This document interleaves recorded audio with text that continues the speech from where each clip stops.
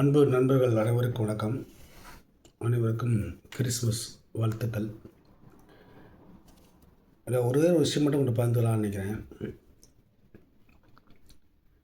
நிறைய பேர் சொல்கிறாங்க, அது திராவிட முன்னேற்ற கழகமாக இருக்கட்டும், திராவிடர் கழகமாக இருக்கட்டும், இவங்கெல்லாம் இந்துக்கள் பண்டிகையில் வாழ்த்து சொல்ல மாட்டேங்கிறாங்க.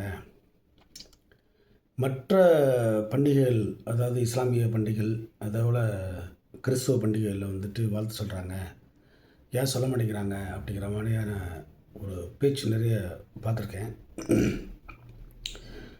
இல்லை, நான் என்ன சொல்ல வரேன்னாக்க, இஸ்லாமியத்துலேயும் கிறிஸ்துவத்துலேயும் அந்த மாதிரியான பாகுபாடு எதுவும் கிடையாது. இப்போ யார் வீட்டிலேயும்னா பேசலாம், யார் வீட்டிலனா போய் போகலாம், யார் வேணுமா சாப்பிட்லாம், எப்படிமா இருக்கலான்ற மாதிரி இருக்குது. ஆனால் இந்துக்கள் அப்படி இல்லைங்க. அதான பிரச்சனையே. அவங்க என்னென்னாக்க, ஒரு குறிப்பிட்ட சமுதாயத்துக்கு உள்ள ஆளுகளை வீட்டுக்குள்ளே விட மாட்டாங்க. அவங்கள ஒரு மரியாதை பண்ண மாட்டாங்க. இப்போ ஒன்றும் இல்லை, ஒரு ஒரு வயசான ஒரு 70-80 வயசு உள்ள ஒரு மனுஷனை கூட பேர் சொல்லி கூப்பிடக்கூடிய அளவுக்கு இருக்காங்க. பேர் சொல்லி கூப்பிடுவாங்க.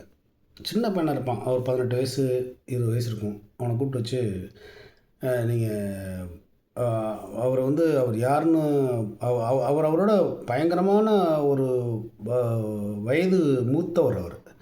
அவரை ஏய் எங்கடா இருக்க அப்படின்னு கேட்பாங்க. இந்த மாதிரியான பாகுபாடுகள் இருக்கிறது வரலும் இந்துக்களுக்கு திராவிட கழகங்கள் யாருமே வாழ்த்து சொல்ல மாட்டாங்க. அப்படிங்கிறது நான் எந்த திராவிடத்துக்கு நான் சப்போர்ட் பண்ணல, உண்மையை சொல்கிறேன். இது மனிதாமன் அடிப்படையில் நான் பேசுகிறேன். நான் வேறு ஒன்றும் இல்லை. நல்லா புரிஞ்சுக்குங்க. முதல்ல அந்த பாகுபாடை களைஞ்சிருங்க. இவன் இன்ன ஜாதி, இவன் இன்ன ஆள், இவன் இந்த மாதிரி ஆள் அப்படிங்கிற மாதிரியான ஒரு தோரணையை நம்ம உருவாக்கி வச்சதுனால தான் இந்துக்களுக்கு அந்த மாதிரியான ஒரு பண்டிகைகள் கூட வாழ்த்து சொல்கிறதுக்கு எல்லாருமே யோசிக்கிறாங்க. Even every one also, okay, நான் எல்லாருமே யோசிக்கிறாங்க. அதுக்கான காரணம் என்னென்னா, இதுதான் உண்மை. பாகுபாடுகள் கலைந்து அடிக்கப்படும். அதை விட்டுட்டு நம்ம திரும்ப இந்துக்களுக்கு இந்து பண்டிகைக்கு யாரும் வாழ்த்து சொல்லலை அப்படிங்கிறது மிகப்பெரிய தவறான கருத்து. நல்லா ஆராய்ஞ்சு பாருங்கள். கிராமங்களில் என்ன நடக்குதுன்னு பாருங்கள். ரெட்டைக்கு கோலை முறைன்னு இருக்குவாங்க டீ கடையில். அதெல்லாம் தாண்டி இப்பொழுதைக்கு ஓரளவுக்கு நார்மலைஸாக போயிட்டுருக்கு. பட் இருந்தால் கூட அதுக்குள்ளே ஒரு பார்சியாலிட்டி உள்ளே போயிட்டுருக்கு, சின்ன சின்ன விஷயங்கள்.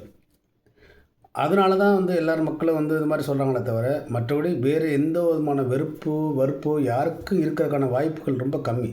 அதனால் அதை நல்லா புரிஞ்சுக்குங்க, தெரிஞ்சுக்குங்க. அதை விட்டுட்டு ஏன் வாழ்த்து சொல்லுன்னு சொல்லக்கூடாது.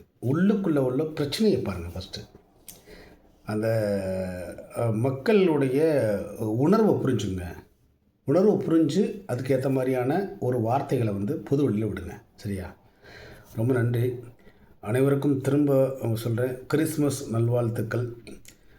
அதல்லாத புத்தாண்டு வாழ்த்துக்களை தெரிவிக்கக்கூடிய சமயத்தில் நான் கண்டிப்பாக சொல்கிறேன். நன்றி.